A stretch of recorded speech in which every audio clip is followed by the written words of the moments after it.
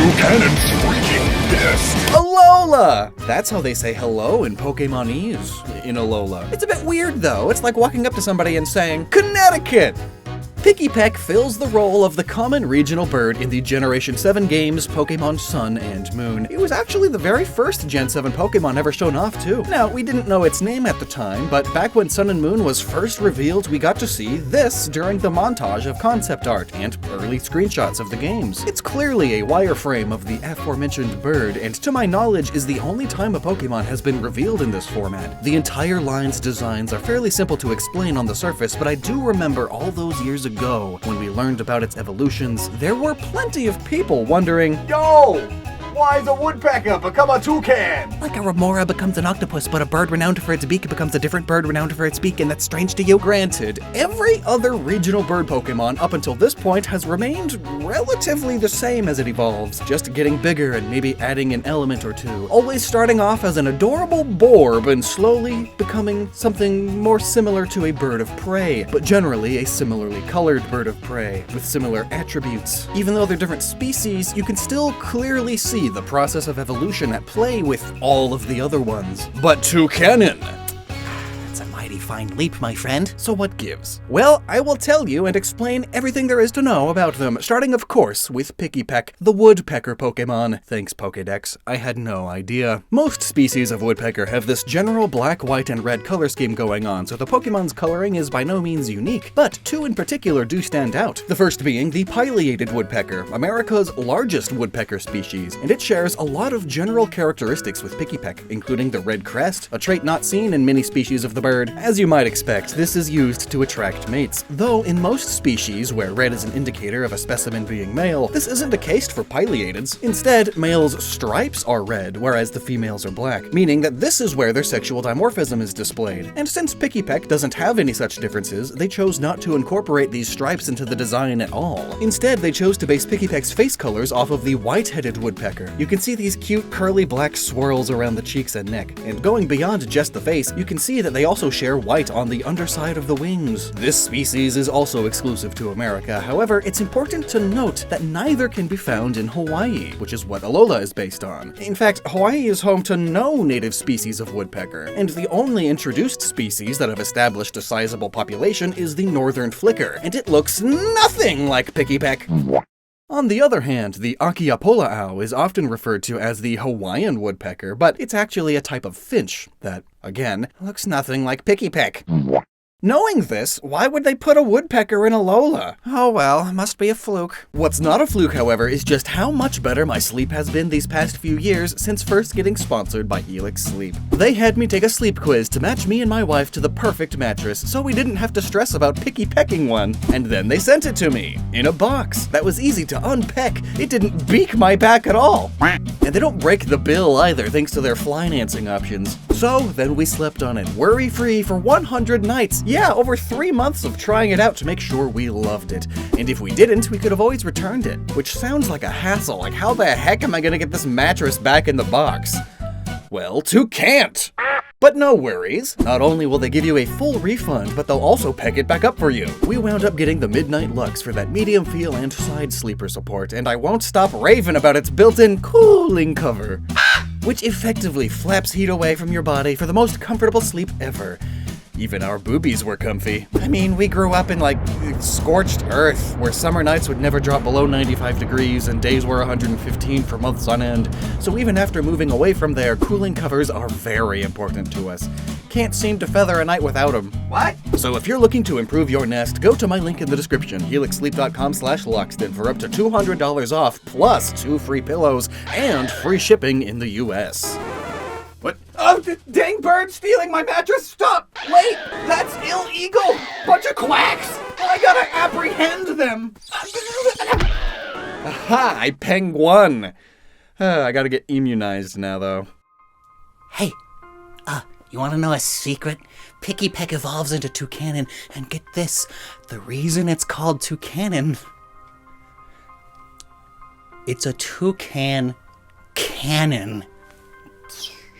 Crazy, I know. It certainly has the cannon motifs going on, like just look at that tail. It's a fuse in the process of being burnt. And how about that bill? Very reminiscent of one of those old video game power meters. You can even see the progression of the bars throughout the evolution line. And Toucannon is just the first to actually incorporate this aesthetic into practicality. During its attack animation, its entire bill becomes red with power, explosively launching seeds with enough power to pulverize boulders, according to its Pokedex anyway. This attack doesn't come without cost though. Toucannon loses its charge bars and must go through a cooldown before launching another attack. This cooldown is practically instant though, so we rarely get to see its uncharged form. Speaking of which, the Pokemon is practically identical to a Toko Toucan. Like, it's not just the bill, the blue feet and eyes and the red tail feathers, even the yellow cheek patches look pretty darn close to its yellow eye lores, which is this part of the bird. They really just took a regular toucan and they made it into a gun. Really, the name pun is so obvious and so perfect that it's probably the reason why this bird artillery connection was made. They came up with the name first. I mean, that might not be true, but it sure does seem like it. But on another note, it does possess another ability that is much more founded in reality. When it battles, its beak heats up. The temperature can easily exceed 212 degrees Fahrenheit, causing severe burns when it hits. 212 Fahrenheit seems like a very specific number, and that's because its equivalent in Celsius is an even 100, which just so happens to be water's boiling point. Yeah, no wonder it looks peeved all the time. The thing is literally hot-headed. And sure, for that connection to reality, cannons do reach extreme temperatures when firing. But within the last 15 years, scientists now understand toucan bills aid in body temperature regulation, similar to how thermal radiators work. Most toucans live in tropical South American environments, which tend to be on the warmer side, so their bill radiates heat, allowing the bird to cool down. You can really tell when looking at the bird through an infrared camera, which can show you how hot things are. And hey, this really cool thermal color scheme could explain Toucannon's shiny colors, though there are some blue-billed toucans out there as well. Both are suitable explanations. What doesn't have a suitable explanation, though, is why there's a toucan in Hawaii. Unlike the woodpecker that has a few lookalikes and non-native species populating the islands, there are no toucans outside of captivity anywhere near Hawaii. And this begs a huge question. Why is a woodpecker toucan evolution line one of the first you're introduced to within the region? Especially as it's not super fitting. Well, the truth is closer to home than you may think. Hawaii is super isolated from every other area on Earth. To put into perspective how far away other landmasses are, California is located over 2,300 miles to the east, while the Philippines are over 5,000 miles to the west. As such, the island's ecosystem is entirely unique to anywhere else on Earth. Of the 16,000 documented native species, over half are only naturally found in Hawaii. Its Ultramoon Dex entry even mentions toucannons are brought to wedding ceremonies as a good luck charm, implying the Pokemon needed to be imported from somewhere else, a common way invasive species are spread on Earth. So, okay, yeah, I can buy that. A toucan sort of fits the Alolan tropical motif, but why the woodpecker? There's nothing particularly tropical about these birds. In fact, why did a woodpecker turn into a toucan to begin with? To answer this, let's address a point I didn't mention with Pikipek before. Its name. Pikipek is a combination of the words peck and pick, both signature behaviors of woodpeckers and birds, and pick-a-day. Before explaining what this means, first we need to talk about the Linnaean hierarchical system. We won't get into too much detail about it because it quickly gets very complicated, but what you need to know is that it's a system created by scientists to group organisms with other similar organisms. There are 7 different tiers of classification, ranging from the most broad, kingdom, to the most specific, species. Here's all 7 tiers. Pause the video if you want to see them all, but just know that the important thing is that when comparing 2 organisms, the closer they are to the species tier, the more closely related they are. For example, humans are a part of the great apes family, which includes other species such as chimpanzees and gorillas. Humans are swallowing their own spit and dying from it. Okay, humans are also a part of the primates order, the tier just above family, which further expands the relationship net to other species such as the spider monkey. However, since spider monkeys are not a part of the great apes family, we're closer cousins to chimpanzees than to spider monkeys. It's pretty straightforward, and in our case today, Pick-a-day is the family of the woodpecker. There's also a few other pretty obscure birds in this family, such as wrynecks, but woodpeckers are quite lonely in this party, and that's why we expand our reach to the piciforms order. Again, most of these birds are fairly unknown to the general public, but there are a few that you may have heard of, like the toucan. Yep, woodpeckers and toucans are long-lost second cousins. Both are pickiforms. Pikipek is a pickiform. Toucannon is a pickiform. They are two lonely birds in a world of fourth and fifth cousins, separated at birth, reconnected by the largest media franchise in the world. It just brings a tear to my eye.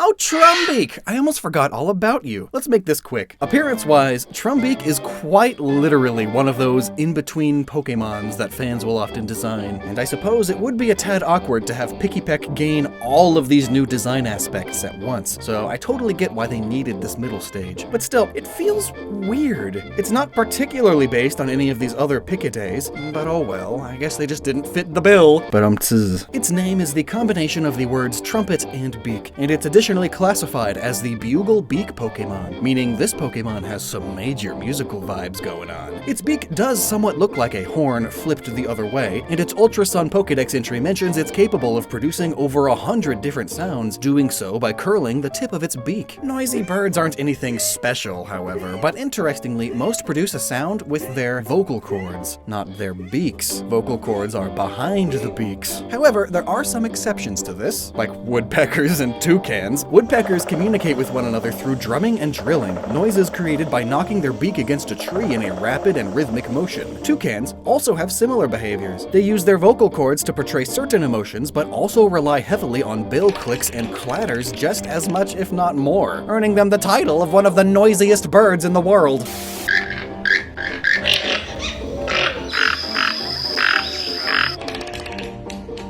Of course, though, no bird is capable of curling their beak the way Trumbeak is. Hummingbirds can slightly bend their beaks when opening their mouths, but not to this degree. Instead, since one of the line's gimmicks is firing seeds, rocks, and really anything small and round, they designed the Pokemon so that it spits seeds in a similar fashion to mammals. With lips. And then they threw in the trumpet motifs to give it a musical sound of its own. We got Pikipek and Toucannon on the percussion, Trumbeak on the trumpet, and me on the kazoo, the only instrument I'm cool enough to use. Come on, fellas. A 1, a 2, a 1, 2, 3, 4. Okay, stop. God!